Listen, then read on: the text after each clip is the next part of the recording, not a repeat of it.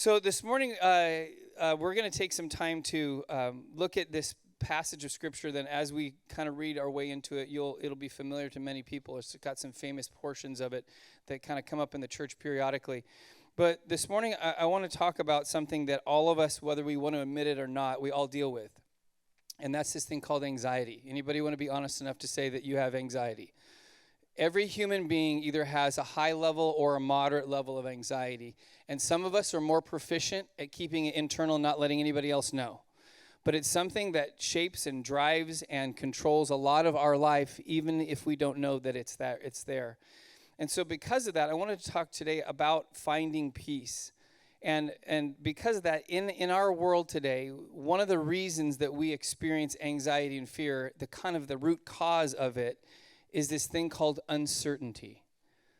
And that's because in each one of us, the way that we cope with anxiety and fear is we try to control. We think if I can control my circumstances, I can control my surroundings, I can control other people, I can control my destiny, then somehow I can alleviate my anxiety. Because we're surrounded by uncertainty in our world right now. In our finances, we probably ask the question, will I have enough money? It seems like the bills are greater than my income. In our society, we'll ask the question, will the world or our country ever find peace? In our relationships, we'll ask ourselves, I hope my marriage, or I wonder if my marriage will survive. Will I ever find the right person for me in this life? We ask the question about health, will I survive this disease? Will I ever be out of pain? And in our life overall, we ask really important questions like, will the Rams and the Lakers ever win a game again? Sorry, Lakers have won a game. The Rams, I don't think it's going to happen this season, but anyway. But we all have anxiety. But one thing's true, whether you're a follower of Jesus or not, this is the core of why we experience anxiety when we face uncertainty. It's because when we face uncertainty, we make this assumption: God is not present. That's the way we do it. It's the human default.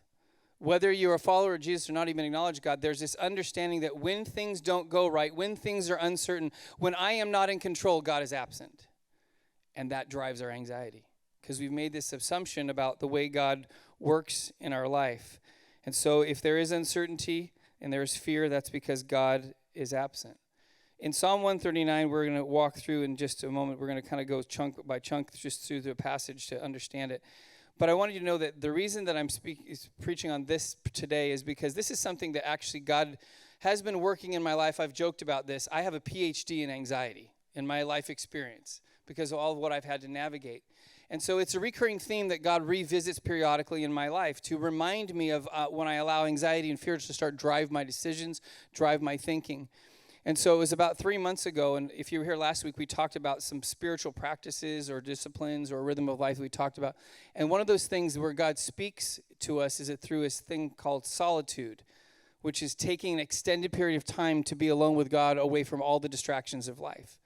3 months ago, I was taking my day to go and just spend time in solitude, and God took me to Psalm 139.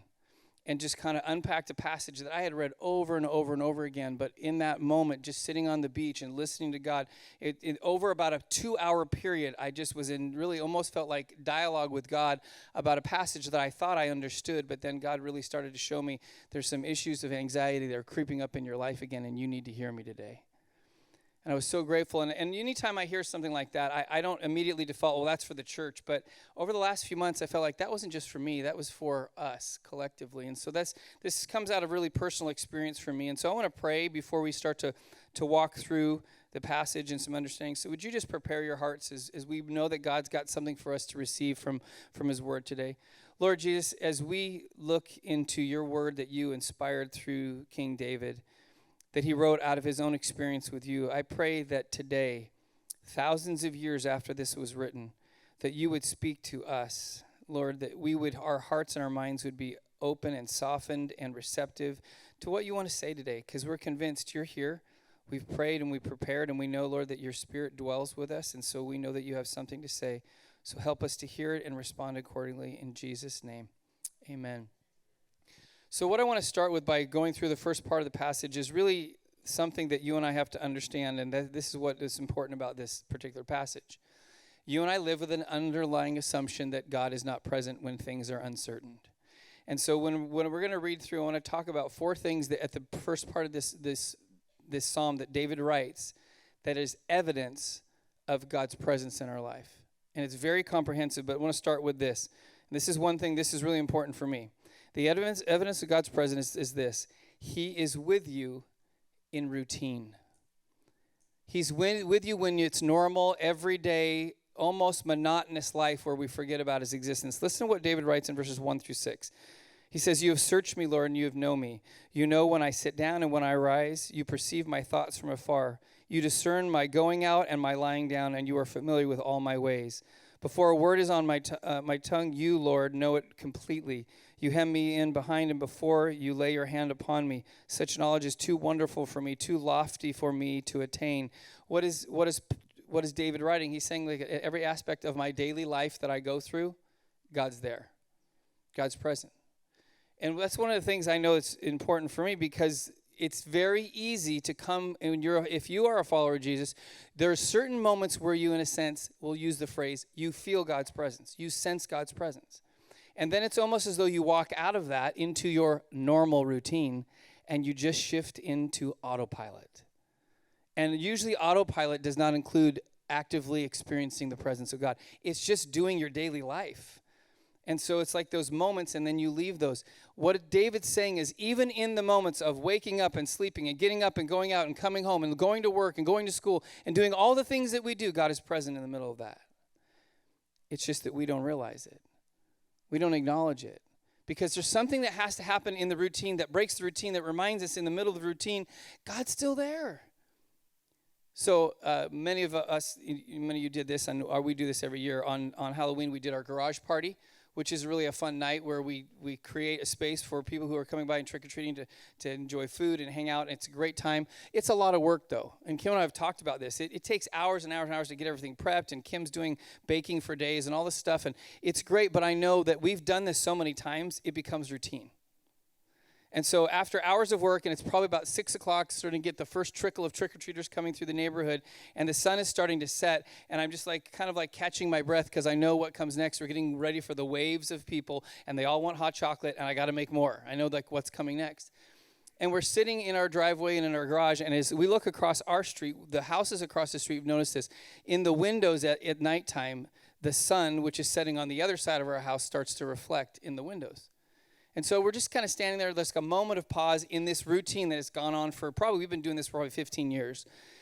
And all of a sudden I see in the windows across the street what looks like, no joke, like a fire. And at first I thought something's burning behind our house. And so I walked to the corner and I just looked to see, and this is what I saw. And I remember I stood there for a moment, and I was like, in the middle of this routine, it's like God said, hey, look I just painted a picture for you. I just wanted to remind you that I'm here in the middle of what you're doing, and the thing that's familiar that you're used to. And that's what we just sang earlier. I know the song that we just did, sometimes you're singing about God's presence, but the phrase, nothing familiar to be found in your presence. What is that saying? When God invades, there's nothing routine about it. And that's why even in the routine, even in the monotony of life, God says, look, I'm present if you'll see me. By the way, because that is God. Only God does sunsets. He's the one that created it. And he does it on purpose to remind us of who he is in the middle of our routine, which leads to the second thing. The second evidence of God's presence is in verse 7 through 12. What is this? He is with you when you run. See, there's something that happens when we experience God's presence, and then we do something that we don't want to be around in God's presence for, and the result is we try to run and get away from his presence. So this is what David writes. He says, where can I go from your spirit? Where can I flee from your presence? If I go up to the heavens, you are there. If I make my bed in the depths, you are there. If I rise on the wings of the dawn, if I settle on the far side of the sea, even there your hand will guide me, and your right hand will hold me fast. If I say, surely the darkness will hide me, and the light become night around me, even the darkness will not be dark to you. The night will shine like the day, for darkness is as light to you. So what David's talking about is good and bad, that God shows up in the midst of darkness, but God also shows up when we're running from him. There's no such place as God's non-presence. There is no place that you can go that God is not present. So it's kind of silly for you and I to run, to somehow flee, to somehow get away. And this is the way we do it in our lives. When we want to get far away from God, we get far away from places where we think God lives.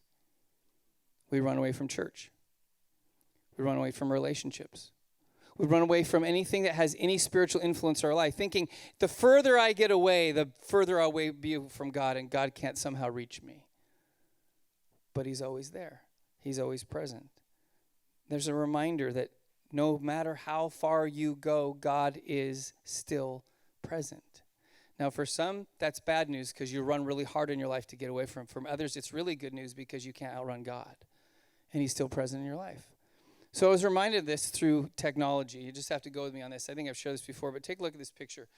This is a picture of, believe it or not, this is a medical clinic in Uganda that we were a part of when Kim and I traveled there a number of years ago. And so we were coming in, and this had to do with primarily working with people and dealing with AIDS awareness and some other basic medical stuff. And so this village, literally, they knew when this organization we were with called Medical Teams International would come, under the tree is where the clinic would happen. And they would give some basic instruction. They would give medicine. What was really interesting about this, it was pretty cool to be a part of this. I mean, we're in the middle of nowhere in Uganda. I mean, literally the middle of nowhere. We had on dirt roads for hours, and you're just in really, really remote. No running water, no electricity in this village. But I should have taken a picture, but I didn't. But if I did a 180 with my phone and I took a picture of what was behind me, it would have blown you away. It was a cell tower. My phone in the middle of nowhere with no electricity, no running water, had all full bars. And it literally, they've got a solar thing that's generating electricity for this cell tower. And it's crazy. In this village where the people don't have electricity, most of them have cell phones.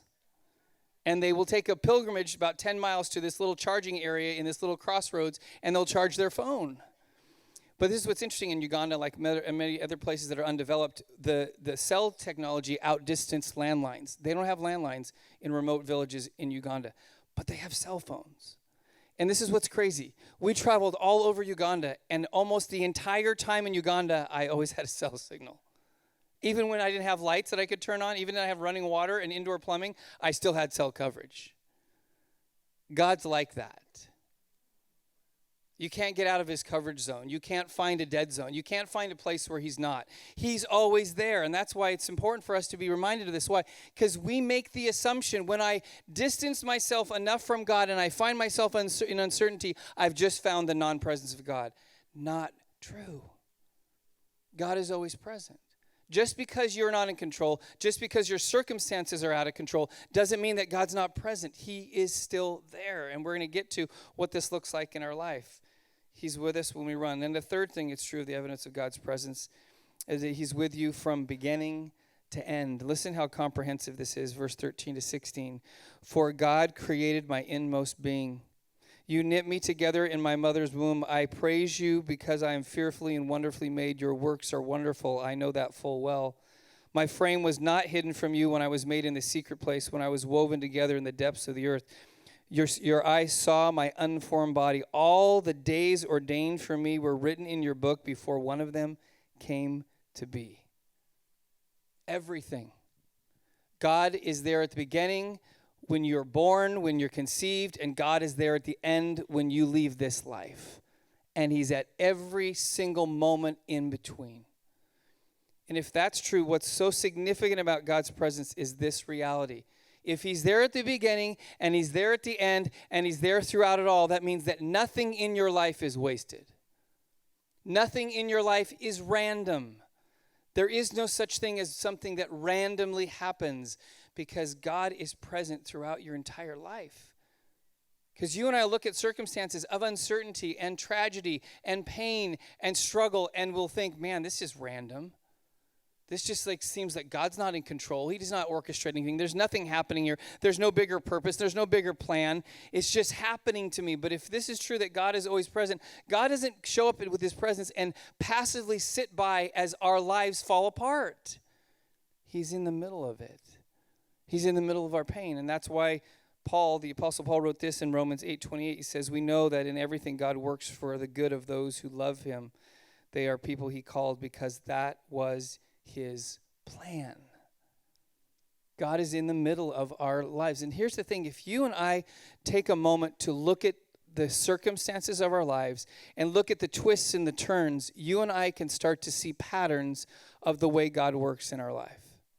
You may not see it in the moment, you may not understand it in the moment, but if you look over the scope of your life, you'll start to see key moments of decision, key moments of change or difference or things that you've gone through, and you can start to go back and you'll start to trace that God was doing something even though in the moment you had no idea He was at work.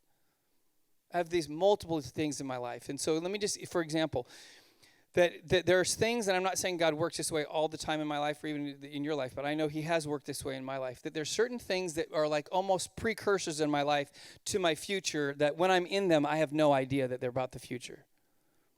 So when Kim and I planted a church in Ventura a number of years ago and actually came out of another church in Ventura, when we were in that context, periodically we would drive out to Simi Valley because ministry sometimes is very exhausting and you just want to go to a church where you don't do anything. And we would go to this church over on the west side of Simi called Sunrise. Anybody remember that church? By the way, that's where we came from. That's the Antioch originally was Sunrise. And we would come on Saturday nights so we could sit in a service, we could worship God and hear teaching and not have anything required of us. We did that for a little while. We would periodically just show up on Saturday nights. I had no idea that someday I would pastor that church. And walking back in that building after, I think it was probably 20 years of ministry, standing in the place where I used to stand in the back or sit in a certain seat, it was strange. I'm like, who would have thought all those years ago God was going to bring me back to this place? And if you think, oh, that's just random, you just happened to go to a church that you eventually pastored. No, let me try another one. So about 15, 16 years ago, we were taking a summer vacation to Oregon. And that's because we wanted to visit some friends, and we wanted to go see Oregon, and I had been to Oregon when I was a kid, and so we're driving around and visiting some different friends, and one of them lived in this little, literally, podunk community outside of Portland called Newberg, Oregon. And so we went and visited their church, and it was Sunday night service was really small, pretty intimate gathering people, and then we drove around the town in 5 minutes. No joke, that's how long it takes to drive around Newberg. And as we drove out of the town, I said to Kim, and she said to me, who in their right mind would ever want to live here? And if you know my story, guess what? We lived in Newberg for 7 years and pastored that very church that we visited on that evening. Now, I don't know if I'm going to go visit a church somewhere else and God's going to call me. I hope not, okay? I'm not going to visit any other churches. But I explain that, like, I shouldn't say that. If you see me show up at another church, don't read anything into it, okay? But I want you to understand there's things like that God does constantly in our lives that we're just completely unaware that that's God's presence, that God's preparing you for something. Because I think part of the journey for us, even like it was different coming from Sunrise and now we're Antioch. But when we had to make the decision to go to Newberg, that was part of a God getting to my pride and saying, will you really go wherever I call you? Will you really do whatever I called you to do? And I had to say, okay, Lord, even in Newberg, even the place that nobody should in their right mind should make the decision to go live, we'll do that. And we knew that was God in our life, which leads to the fourth thing. The fourth evidence of God's presence is this. He is ever present because He is all-knowing. This is really important, verses 17 and 18. David says, how precious to me are your thoughts, God. How vast is the sum of them. Were I to count them, they would outnumber the grains of sand. When I awake, I am still with you.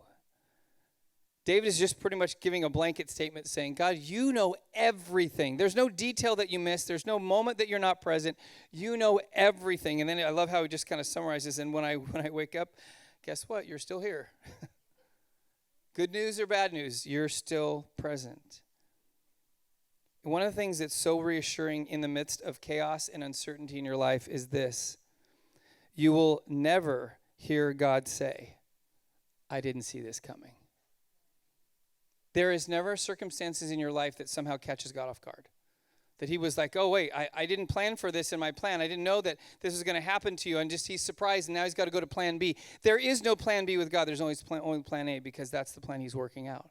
Which means in the middle of your circumstances and your brokenness and your disease and your heartbreak and your unemployment and whatever else it is, in your uncertainty, God is in the middle of that, working that out. Why? Because it didn't surprise Him, though it did surprise you.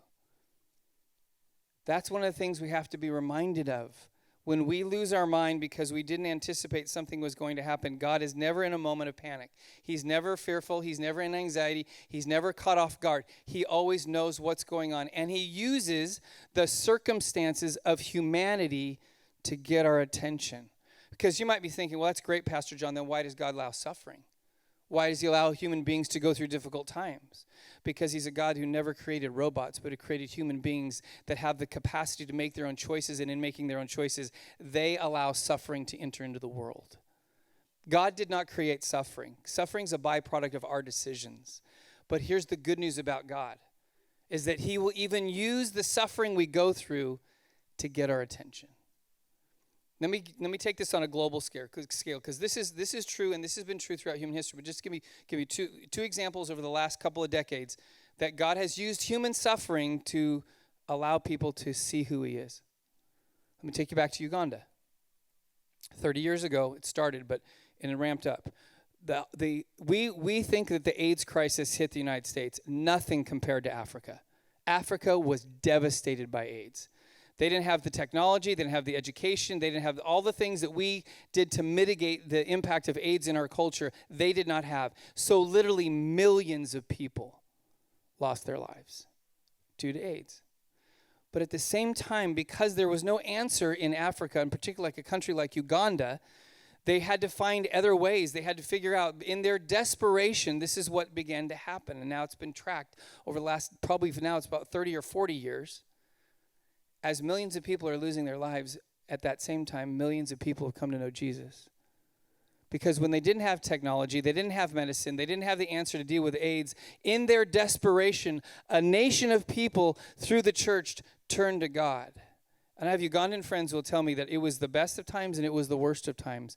But as people were desperate to find an answer to a disease they could not control, God got their attention.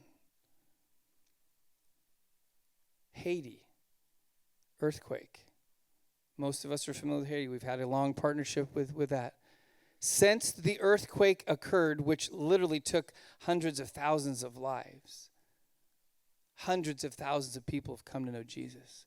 Churches have been planted throughout Haiti in the desperation and continue, obviously a nation that's continuing in desperation. But through human suffering that, by the way, God did not cause, this is part of the broken world that we live in, God uses the circumstances to draw people to him. Why? Because God knows everything and nothing ever catches him off guard. So you think, well, that's great, AIDS, earthquake, but what about me? What about my unemployment? What about my cancer? What about the broken relationships I have? What about all these things? Yeah, God is in the middle of all that too. The moment you got fired, God wasn't surprised. The moment you got the cancer diagnosis, God wasn't surprised. The moment that your marriage fell apart, God wasn't surprised. But God was in the middle of it, working out his plan. Why? Because God has orchestrated all of our lives to encounter him. That is the sole purpose of why you and I exist, is to be with God. That's it. And when we've walked away from him, he orchestrates his plan throughout our life. Whether it's 30 years or it's 130 years, he is orchestrating our lives and circumstances for one purpose. He wants to encounter us. He wants us to know that he is with us. And that's why this Christmas season, what is the name given to Jesus that we always talk about at Christmas? Emmanuel, which means God with us. Why? Because we've forgotten. We think we're all alone, and when we think we're alone, what does that mean? That's when anxiety kicks in. That's when fear kicks in. Why? Because I'm all left to myself. I got to figure this out, and I know I can't do it. God has left me. That's what we think. So let me just transition here, because I want to transition to the last two verses of Psalm 139, because this is what's really important. So after David goes through and he's basically explaining to himself and to other people how present God is in all of the circumstances and everything that's going on, he has a response to this reality. If God is present in my life, then I really shouldn't have anxiety and fear. But how do I dig deep and find out what that looks like? So Psalm 139, verses 23 and 24, this is what David says in response to this knowledge of God and God's presence. He says, "Search me, God, and know my heart. Test me and know my anxious thoughts. See if there's any offensive way in me and lead me in the way everlasting." Now, those of you who haven't been in church, you probably heard that passage before.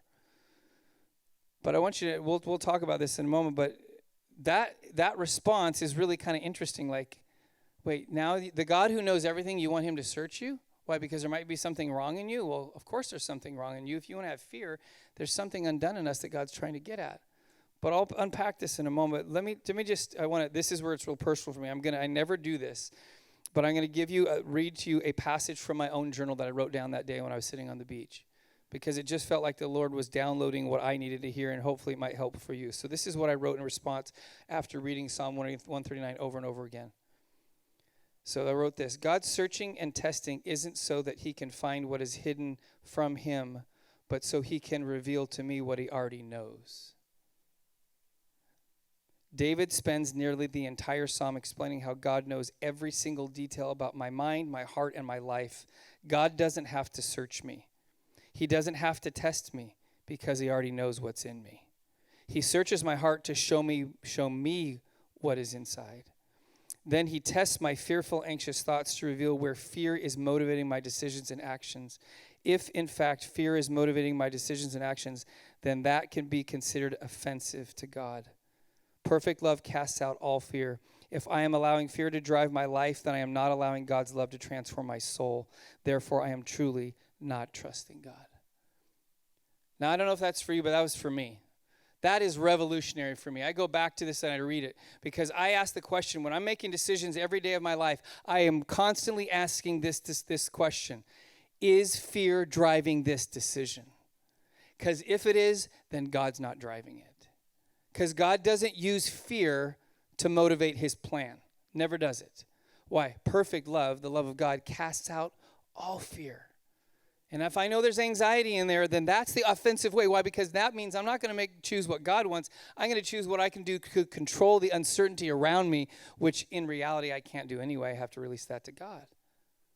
So with that understanding, how do you and I find peace? So here's the way I unpack this, and hopefully this helps you, by asking 4 questions out of these 2 verses that are a way to kind of help us navigate what's going down on inside. What is motivating? What anxiety is bringing this behavior out in my life? The first one is this: why do I feel this way? When you're feeling anxiety and you're feeling stress, you ask yourself the question. So David writes, "Search me, God, and know my heart. Know what I'm feeling, know my emotions." God, what is motivating what I'm feeling right now? I don't think sometimes we slow life down enough to ask that question. Why do I feel what I feel right now? What is motivating? What's the core? Because the feeling is not the core. The feeling is not the cause. The feeling is the response. So what am I feeling down inside? So, for example, for me, a number of years ago, I was in a denominational meeting with other leaders, and I have a lot of friendships in our Foursquare family, and some are obviously a lot in Southern California, a lot from Oregon when we had our season there, and I was talking to different leaders, and one guy who I've known for a long time, he came walking in the room, and when he came walking in the room, immediately I felt on guard. Like, I just felt at odds with him, and I hadn't seen him in a couple of years. We hadn't talked, and I was like, "Ooh, where did that come from? What is that all about?" And so I just kind of brushed it to the side, but I found myself just kind of like avoiding him as we were going through these different meetings, and so finally I just like pulled myself aside, and I'm like, "Okay, God, what is that? What is going on inside of me that makes me feel a reservation about being around this guy? What is it?" And then the Lord started just to rehearse the history I had with this guy that I had kind of forgotten about. So a number of years earlier when we were in Oregon, we actually had, as a church, we had raised up a leader and we had sent him out to go plant a church in another community about 60 miles south of where we were. And as a part of that, when we sent out this leader, we sent him and his family, and we sent them to a church that was close by, and they were there for about 3 or 4 months to kind of gain a core team of people to launch out into a new area to plant a church. And so we had really done years of work in preparing this leader. Our church had prayed and given financially, but then the other church actually did the launching. So it was really kind of dual, but they were the ones that were kind of the last touch out the door. And so the night that they prayed for this family to launch this new church, we went, and some of our leaders, we went to kind of pray for them. And so I remember now the Lord's rehearsing to me. We're sitting in this service, and when they get and they say they're launching, the pastor makes a comment that says, "We only send our best." And in my mind, I'm like, "You've had him for 3 months. I had him for 4 years." I remember the tears and all the pain, and God's, of course, like saying, "John, you got a pride issue here. You don't plant churches, the Holy Spirit does, by the way." But I was thinking about this, and so in me I thought, I can't trust this guy. I don't want to be around this guy because he made it look like he was getting credit for something that I felt like, which was a whole other issue God was dealing with in my life. But I had become angry and bitter and hurt at this guy. And the Lord brought it all back to me. And guess what God did next? You got to go talk to him. Oh, don't you hate when that happens? It's like, can't we just be good? He's good, I'm good. I won't need to say anything. No, you got to go make it right. So I pulled him aside and I said, this is going to sound really weird. And I just rehearsed the history. He goes, oh, yeah. He goes, we joined together. We planted together and everything. And I said, but, you said this. I said, when you said that, it hurt. I said, it hurt my pride. And he said, I don't even remember making the statement.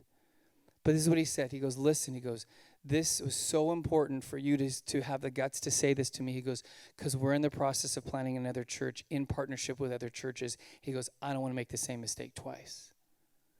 It was great. God restored that relationship. And so when I was in meetings, I didn't feel it anymore. But it was the moment where I had to ask God, why am I feeling this? What is inside of me? What fear and anxiety is inside of me that makes me feel this way towards this guy? So I know it never happens in church when someone walks in the room, you're like, ooh, I didn't know they went to this church. I didn't know they were going to be here this Sunday. I didn't know they were going to sit in my section, right? I joined another section months ago. But that wouldn't be anybody here. So moving on. Second way that you and I find peace is ask this question: why do I think this way? So in the next part of verse 23, David says, test me and know my anxious thoughts. So asking God, what thought is driving my fears?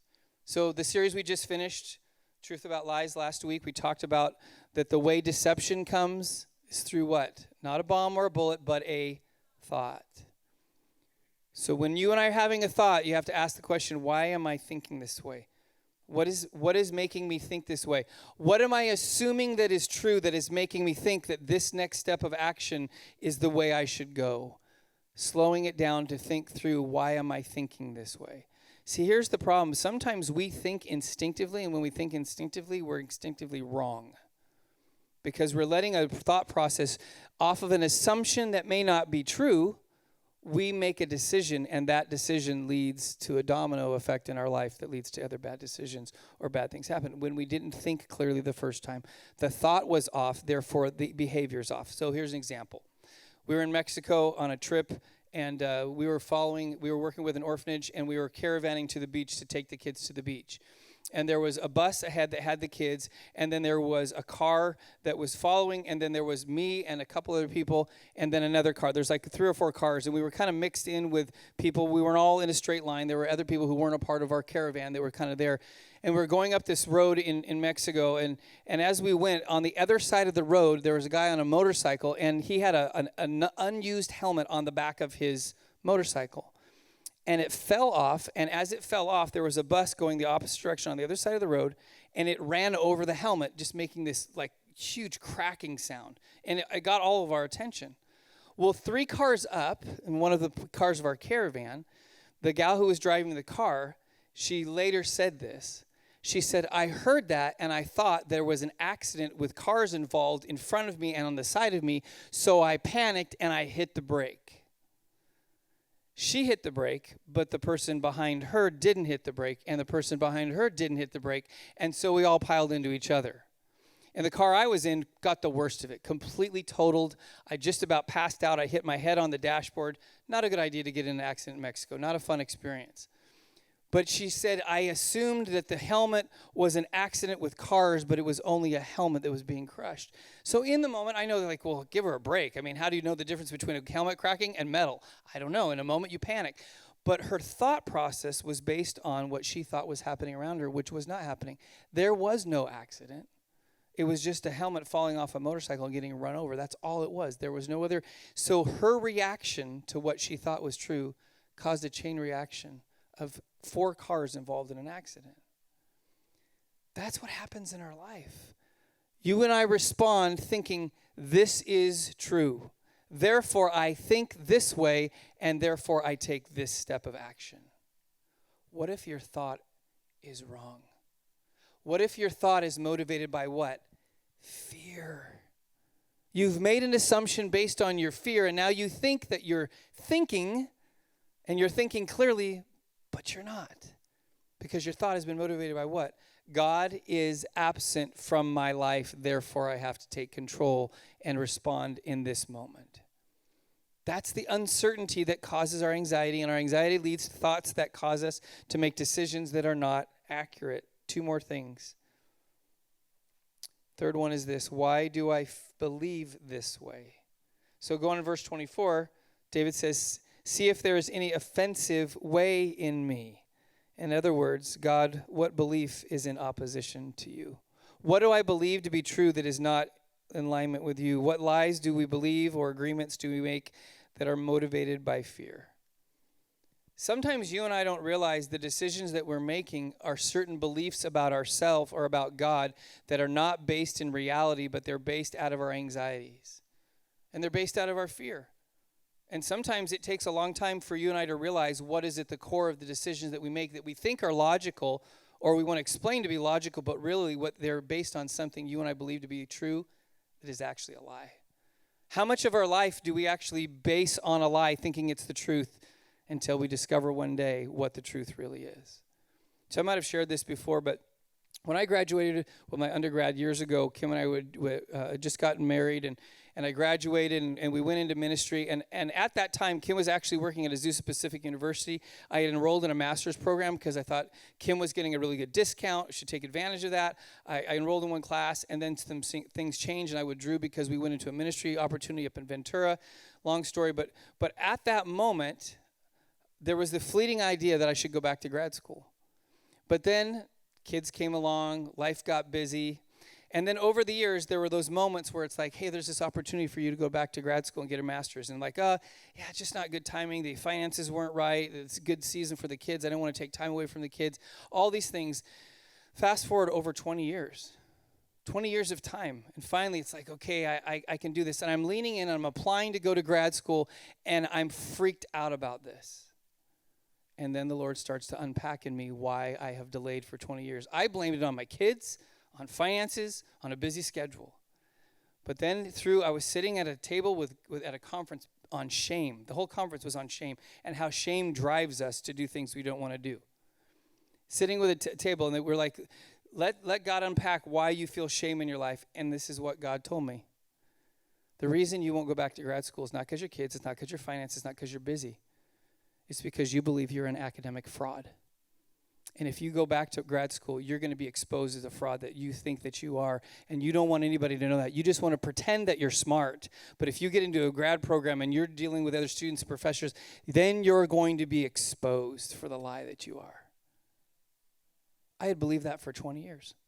20 years. So every time I came close, I backed off because inside I was trying to answer to something I didn't really know was there. But in my mind, I believed something that was not true about myself. That I couldn't do it, that I wasn't good enough, that I wasn't smart enough, that I couldn't do this. And that changed everything. Because you know what it was? It wasn't God was saying, oh, John, you're a perfect student, and you're not an academic fraud. He wasn't saying I was. He wasn't saying was. He's like, who cares? If I've called you to go do this next step in your life, go and learn what you're supposed to learn, because at the end of the day, it's about learning what you're going to apply in ministry and life than it is getting a grade. You know how freeing it was? Still strive to get good grades, but at the end of the day, I'm not going to live and die by that. Because I'm not trying to perform for anybody. That took me 20 years. Maybe you're faster than I am. Maybe you're not as slow as I am. Maybe there's things that you realize that God wants to bring to the surface and say, by the way, you've made this decision for much of your life based on something you believe is true. In reality, it's a lie. And you haven't stepped into what God has for you. Why? Because you've made an assumption about what you believe is true, and God's saying there's something different. Then it leads to the final question to ask yourself to truly find peace. And that is this: how do I go a different way? David ends it this way. He says, and lead me in the way everlasting. So what is he saying? Don't lead me in the same anxiety-driven, fear-filled way that I've always lived. Because what is he saying? Test me, search me, what? Find out what anxiety's in me, because that anxiety will drive me to do things that are offensive to God, that lead me in the opposite direction where God wants me to go. And when I discover that, then what happens in my life is I find out there is a different way to live my life than the way that I've been living it. That's the way that God wants to lead us. is to go in a different direction, is the way he wants us to go, not a way that is offensive. So the verse really captures something that's really important, that we can spend our entire lives in anxiety and trying to get God to be where we are instead of enjoying the peace of being where he is. Here's the important thing that I discovered about this when I was sitting on the beach. What drives my anxiety is two things. First of all, my assumption that God is not present in my life. But then there's a second thing, that I'm trying to get God to be present where I am, and he's calling me to be present where he already is. Now you're thinking, wait, what did you just say? Here's the anxiety. That if God is not with me, then I want to do everything in my power to get God on my side and to be with me where I am. And God is not interested in that. He's interested in leading me in the way everlasting, which is what? Is where he is. It's in his presence. Now here's the good news. God will chase you, and he will hunt you, and he will follow you, and he will always be present with you. But he's going to be present even when you're running away from him. And then he says what? I want to lead you in the way everlasting, because the way that you're going is offensive because it's the opposite direction. I'm still going to be with you, but I want you to come be where I am. And that's the conclusion I realized, that how much of my anxiety is driven by me trying to get God on my agenda. Because what am I doing? The uncertainty in my life, not only am I trying to control my circumstances, do I'm trying to control ultimately? God. I'm trying to tell God how he's supposed to be a good God. Isn't that a little arrogant? Yes. The God, look at, if you're God, then you'll do this. If you're God, you'll be with me in this. Instead of saying, God, where are you at? What are you doing? Where are you present in my life that I need to wake up to? Instead of trying to get God on my side, why don't I make sure that I'm on God's side? When that hit me, I just sat there and just overwhelmed, realizing how much of my anxiety is driven by my desire to control God to create my own reality instead of surrendering to his everlasting way that is where his presence is. So I know I just gave you probably a fire hose of information today, but I want you to realize that there's something that God wants to do in each one of our lives that has to do with us living in a place of peace. Peace is a gift. But peace is something that you and I have to choose to live in every single day. Because the world, the flesh, and the devil, like we talked about in the last series, will attempt to always steal the peace that God wants to bring to our lives. And so you and I have to live every single day asking questions about why we're feeling anxiety, about why we're thinking the way we are, about what belief is driving this action in my life. I'm going to ask the worship team if they would come and join me. We're going to move towards a time and opportunity for a response, and even with some prayer that's going to be offered up front here in just a few moments. But I want you to understand that one of the things that I know that's been true in my life about the way that God works is that when he this is the way, again, this is God's thing, not my thing, because if I was God, I'd do it differently, but I'm so thankful that I'm not God. When you choose to follow Jesus, he will always lead you into your greatest fear. He never runs you the opposite way. He never somehow keeps you from it, but he wants you to walk into your greatest fear. Why? Because it's in your greatest fear where you are going to find him. In fact, you're going to find that his presence is probably stronger in the midst of your anxiety than it is apart from your anxiety. Because there's something raw about what's going on in your soul that you need God's presence. But there's something that has to happen where you have to identify what the fear is. What are you afraid of? Because it's when you bring that out and you ask for prayer and you let somebody else enter into that. I know it's vulnerable, but that's where the breakthrough is. So let me tell you, back to that conference on shame. I'm sitting at a table with some guys I know really well, other ones I don't. And I'm talking about shame in my life. And now I'm going to confess to these people things that I believed about myself for 20 years. Talk about shame. One of them was my former boss. One of them was a really close friend. The other one was my current boss in terms of our structure. And these guys are, with other people, are sitting at the table. I'm like, I'm going to tell them the weakest point of me? And God's like, yeah, because that's how you face this. That's how you break free from this. That's how you experience freedom from this, is when you get it out of the darkness and you bring it into light and the power is broken. So the next few moments, I'll do in a moment. We're going to have prayer teams that are going to come forward. They're going to be positioned up front here. And I'm going to encourage you that there's a gift of peace that God wants to give to all of us. But for some of us, we need somebody else to agree with us. And I'm not trying to manipulate or push anybody to do something that would make you feel uncomfortable. But I know one thing, Jesus will always make you feel uncomfortable because he's more than your comfort. He's something bigger than your comfort. And today, that you may need to take that physical step that says, I'm going to come forward. I'm going to have someone just agree with me. This is the fear that I'm dealing with, and this is the freedom I know that God wants me to have. And this is what I've thought about myself, and this is the lies that I've allowed to come in. And this is the fear. I'm getting it out there. I'm getting into the light. And then someone's going to agree with me and pray that God's going to break that today. God's going to bring freedom today. And so it might even be the very fact of you getting up out of your chair and you coming forward and having somebody pray for you that is the moment of breaking in your life. Because that means you have to get over your pride, your insecurity, your shame. And guess what? We're all broken people. We all have either a high or a low grade level of anxiety in all of our lives. And so anybody stepping up is not somebody who's got it worse off than anybody else. We all need Jesus. We all need his peace. So I'm going to ask the prayer teams if you guys would come up and position yourself. And as we're going to go into a song that for some may be a familiar song, but I want you to engage in the song and worship. But at the same time, this opportunity.